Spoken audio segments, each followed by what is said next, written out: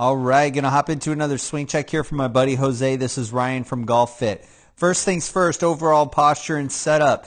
We've got a little bit too much knee flex in your address position, and the reason why I say that is because your knees are so bent that it's kicking your hips into kind of an upward pelvic tilt position, and that's not good for the golf swing. You want to try to feel like you're keeping your hips as far away from the golf ball as you can. So if you can get from a straight standing position, you just need a subtle crack in the knees to engage the quads and hamstrings, and then just kind of feel like you're pushing your hips back onto a bar stool. And then that should help also with your spine angle. The other thing I'm noticing in the address position is that your shoulders are starting relatively open, like your chest is kind of pointing to the left of the golf ball.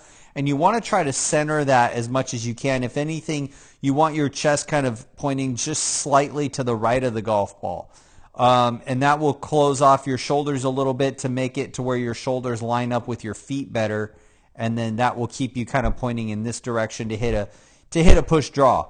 Now, as you start the club away, you can see the club face goes behind the hands here, not a big deal.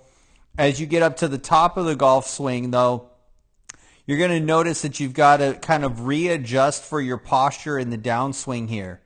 And so what's happening is that the shaft angle is coming down pretty steep, and you really want that shaft angle to be parallel to the primary swing plane line here in the downswing.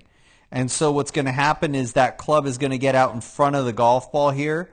And when you look at this right before the hitting impact, you can see how the club is out in front. And so it's going to have to pull across the golf ball to make contact.